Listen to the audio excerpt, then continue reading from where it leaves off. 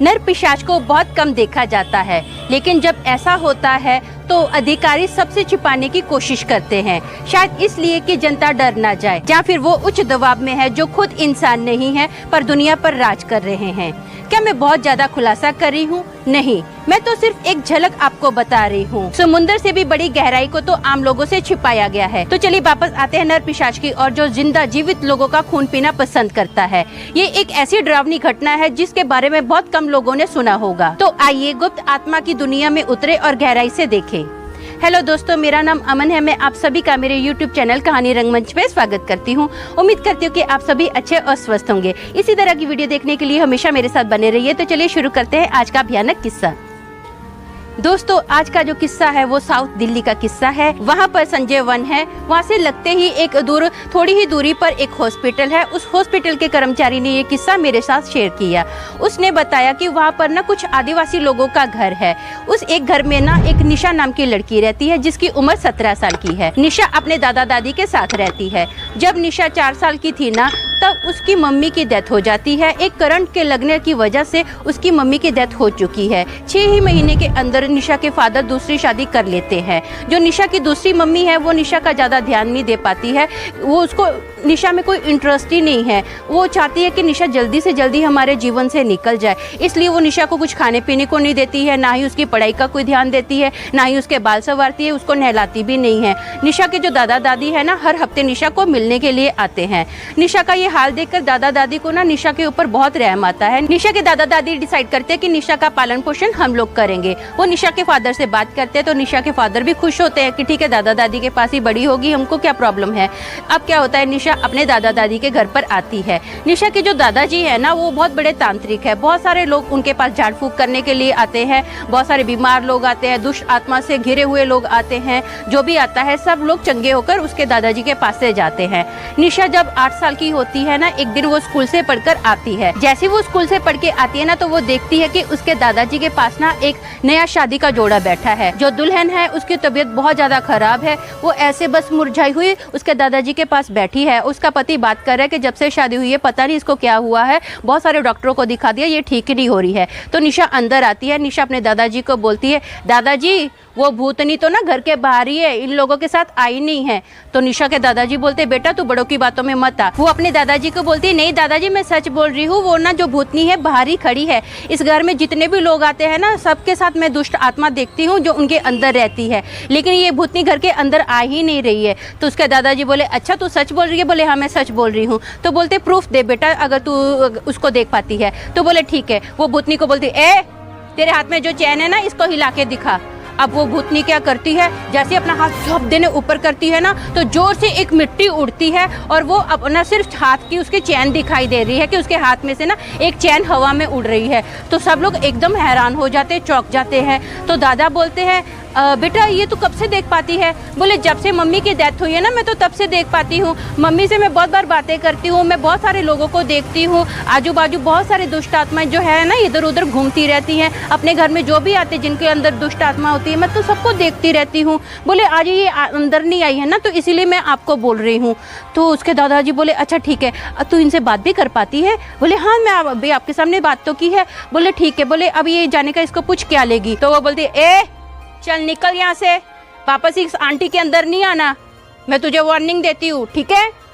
तो एक ना धार देने हवा वहाँ से निकलती है। सब लोग देखते हैं तो दादाजी बहुत खुश हो जाते हैं। वो फटाफट अपनी पोती को ना गले लगाते हैं खुशी खुशी में। अब ये ना बात पूरे आजू बाजू सब एरिया में फैल जाती है कि जो निशा है ना, वो दुष्ट आत्मा को भगा सकती है, दुष्ट आत्मा से बात कर सकती है। तो सब लोग ना अभी क्या करते हैं, जो भी आते हैं निशा जी के दादाजी के पास ना, वो निशा अपने दादाजी के साथ उन लोगों में से दुष्ट आत्माएं निकालती है। सब लोग अभी निशा के पास आते हैं, निशा की ना पूजा करना स्टार्ट कर देते हैं, निशा के पाँव छूते हैं, निशा को बहुत खुशी से अच्छे से प्यार से बात करते हैं। निशा को ये ना बहुत अच्छा लगता है कि सब लोग उसके पाँव छूते हैं, सब लोग उसको रिस्पेक्ट देते हैं, प्यार करते हैं। अब बहुत साल हो जाते हैं, निशा अब पढ़ाई भी नहीं करती है। वो सिर्फ 5th स्टैंडर्ड तक ही अपनी पढ़ाई करती है, उसके बाद वो पढ़ाई अपनी छोड़ देती है। उसका पढ़ाई में बिल्कुल भी मन नहीं होता। वो लोगों के अभी इलाज करना स्टार्ट कर देती है, दुष्ट आत्मा को भगाना स्टार्ट कर देती है, दुष्ट आत्मा से बात करती है, कंटिन्यू उसको दुष्ट आत्मा दिखती रहती है। निशा ना एक दिन रात को छत पर घूम रही होती है, तो छत पर घूमते घूमते ना उसको लगता है कि दूर जो पेड़ पौधे हैं ना वहाँ पर उसको कोई चुपके से देख रहा है। तो निशा बहुत गौर से देखती है,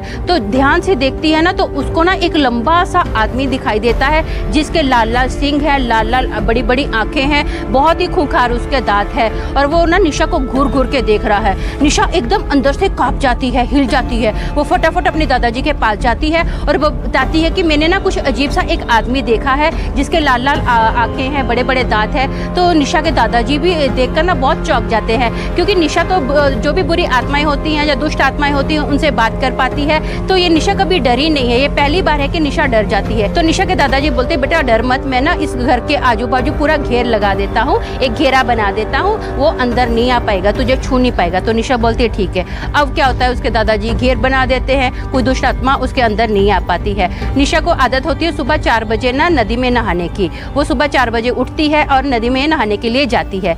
जैसे वो नदी में नहाने के लिए जाती है ना, अब 2 घंटे हो जाते हैं, 3 घंटे हो जाते हैं, निशा आती ही नहीं है घर पर। निशा की जो दादी होती है ना उसको बहुत फिक्र होती है कि निशा इतना टाइम तो कभी नहीं लगाती है, 3-3 घंटे निशा कभी नहाने के लिए गई नहीं है। निशा तो ज़्यादा से ज़्यादा आधा घंटा या पौने घंटे के अंदर आ जाती है। निशा अभी उसके अपने दादाजी से, मतलब निशा के दादाजी से उसकी दादी बात करती है। दादी बात कर रही होती है तो इतने में ना अभी पड़ोसी एक आता है। पड़ोसी दरवाज़ा नॉक करता है और निशा के दादाजी दरवाज़ा खोलते हैं और पड़ोसी बताता है कि आपकी बेटी ना निशा देवी जो है ना वो जंगलों में बहुत ही बुरी हालत में पाई गई है, उसकी तबीयत बहुत ज़्यादा खराब लगती है, जल्दी जल्दी मेरे साथ चलो। तो दादाजी भी अभी क्या करते हैं, भागते भागते वहाँ पर जाते हैं। देखते हैं निशा की हालत बहुत ख़राब है, उसको बहुत सांस लेने में प्रॉब्लम हो रही है, धीरे धीरे वो सांस ले रही है। तो निशा के दादाजी और आसपास के जितने भी लोग होते हैं ना वो क्या करते हैं, निशा को एक बाइक पर बिठाते हैं, एक बंदा पीछे बैठता है और उसके दादाजी भी क्या करते हैं, निशा के साथ जाते हैं बाइक पर। 2-3 बाइक होती है, सब लोग मिलकर ना निशा को एक हॉस्पिटल में एडमिट करते हैं। निशा का जब चेकअप किया जाता है तो डॉक्टर बताता है कि इसके अंदर ना खून की तो बहुत ही ज़्यादा कमी है, इसको तो आईसीयू में भर्ती किया जाएगा। फटाफट उसको खून की बोतलें लगाई जाती हैं। अब निशा ना 20 दिन कोमा में रहती है। 20 दिन के बाद उसको जैसे ही होश आती है ना तो वो अपने दादाजी को बताती है कि दादाजी मैंने आपको बताया था ना कि एक अजीब सी शक्ति, लंबा सा आदमी मुझे दिखाई दिया।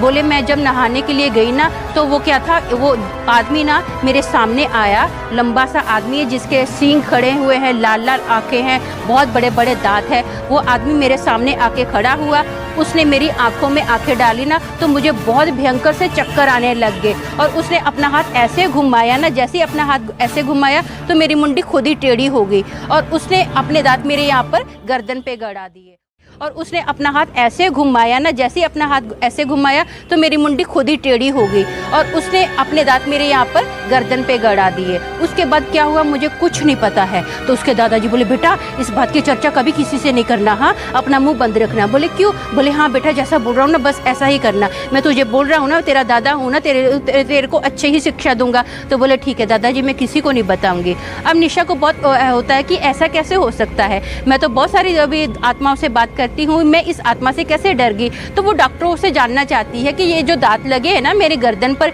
ये किसके हैं। तो डॉक्टर ना हिचकिचाते हुए बोलते बोले वो अभी आप जंगल में थे ना तो किसी जानवर के लग गए। बोले पक्का? बोले हाँ किसी जानवर के ही लगे हैं। तो निशा को डाउट होता है कि ऐसा लग रहा है जैसे ये लोग जो डॉक्टर लोग हैं ना मेरे से कुछ छुपा रहे हैं। वो नर्सों से भी बात करती है तो वो लोग बोलते हमको तो नहीं पता है ये सब क्या है। तो निशा बोलती है ठीक है। अब ना निशा हॉस्पिटल में भी जितनी भी वहाँ पर कोई मरने वाला है निशा को पहले पता चल जाता है, आत्मा जो भी वहाँ पर बुरी आत्मा या अच्छी आत्मा घूमती है सब उसको पता चलता है। निशा बहुत सोचती है कि ऐसा कैसे हो सकता है, मैं उस आत्मा से कैसे डर सकती हूँ। अब 2 महीने के बाद ना निशा को डिस्चार्ज मिलता है। निशा जैसे ही घर पर आती है ना तो अपनी दादी को बोलती है दादी मेरा ना मटन खाने को बहुत दिल करता है।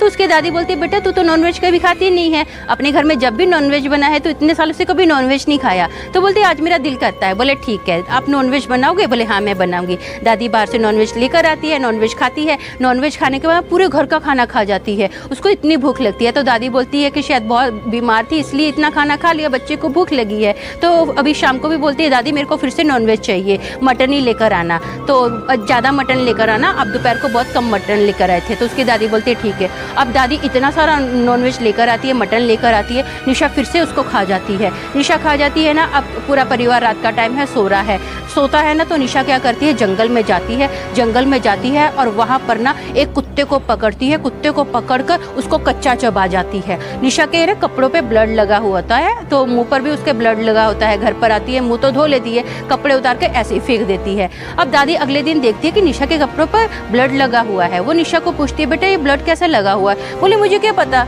मुझे नहीं पता है, बस मैं सो के उठी, मुझे लगा कि मेरे कपड़ों पे ब्लड लगा है तो मैंने इसको फेंक दिया। बोले अच्छा ठीक है, कोई बात नहीं है। दादी दादा से बात करती है तो दादा बोलते हैं मुझे भी पता नहीं है। बोले हो सकता है कुछ गिर गया हो, चूहा वगैरह मरा हुआ हो, किसी चीज़ का ब्लड लगा हो।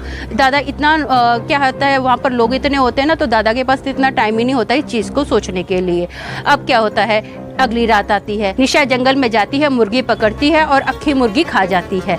अगले दिन भी उसके कपड़ों पे ब्लड लगा हुआ है। दादी फिर से देखती है इसके कपड़ों पे ब्लड कैसे लग रहा है, डेली डेली ब्लड कैसे लग रहा है, क्यों ना मैं इसको नोट करती हूँ कि रात को इसके साथ होता क्या है। अब क्या होता है, अगली रात आती है, अगली रात आती है ना, तो दादी जाग रही होती है। दादी लेकिन ऐसा एक्टिंग करती है कि जैसे वो सो रही होती है। निशा घर से बाहर निकलती है, घर से बाहर जैसे ही निकलती है ना, तो दादी उसका पीछा करती है। निशा अभी क्या करती है, जंगल में जाती है, वहाँ पर ना एक खरगोश पकड़ती है।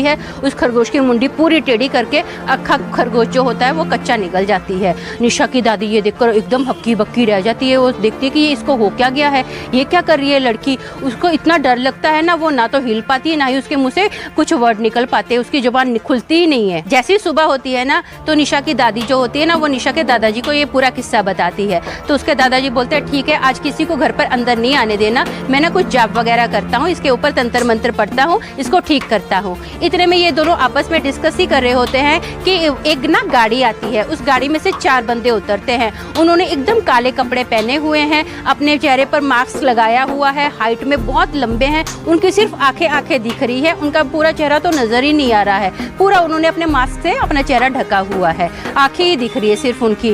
वो जैसे अंदर आते हैं ना, तो वो बोलते हैं कि ये अभी जो निशा है ना, ये तंत्र मंत्र से ठीक होने वाली नहीं है, ये आपकी जो बेटी है ना धीरे धीरे पिशाच बन रही है, अब इसका इलाज हम लोग ही कर सकते हैं, आप हम पर भरोसा रखिए, आपकी बेटी को हम कुछ नहीं होने देंगे। तो निशा के दादाजी बोलते हैं ठीक है, आप क्या करोगे? बोले ये नहीं हम आपको बता सकते, बस हमको ना अभी निशा को क्या करना है, एक रूम में बंद करना पड़ेगा। तो निशा के दादाजी बोलते हैं ठीक है, बस मेरी बेटी का ध्यान देना बेटा, इसको कुछ होने मत देना। बोले हाँ, अब हम पर भरोसा रखो। अब वो क्या करते हैं, लोग निशा के रूम में जाते हैं। जैसे निशा के रूम में जाते हैं ना, तो अंदर से ना बहुत निशा की चिल्लाने की आवाज़ें आ रही हैं, जोर जोर से वो चीख रही है। वो क्या करती है, निशा जो 4 बंदे आए हैं ना, धीरे धीरे उनको काटने आ रही है फटाफट।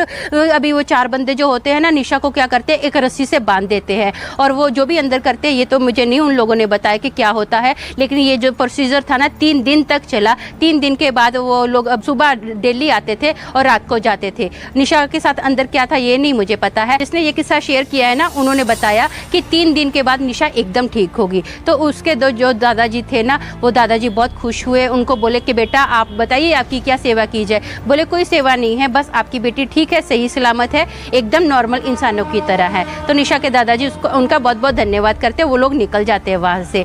उस दिन के बाद ना निशा जो होती है वो किसी भी लोगों के साथ कोई बात नहीं करती है। जिन लोगों के अंदर दुष्ट आत्माएं आई होती हैं, वो दुष्ट आत्मा से उन लोगों को निकालती नहीं है, और ना ही वो अपनी कोई पूजा करवाती है। वो साफ सीधा बोल देती है कि मैं इस योग्य नहीं है कि मैं अपनी पूजा आप लोगों से करवाऊँ। तो ये जो काम होता है ना, वो टोटली बंद कर देती है। दोस्तों मेरा मानना ऐसा है कि ये जो अभी भूत पिशाच जो है ना, ये धीरे धीरे अभी हमारे सामने आ रहे हैं। जैसे आम लोग मार्केट में घूम रहे हैं ना, एक समय ये भी आएगा कि ये भी खुले आम घूमेंगे। तो दोस्तों इन लोगों से जो है ना, हमारा सामना जल्दी ही होने वाला है। मेरे हिसाब से तो ये 5 साल के अंदर ही होना चाहिए। तो आज के लिए बस इतना ही। कल फिर मिलूंगी और एक भयानक किस्से के साथ। तब तक के लिए शालोम, शांति और सलाम।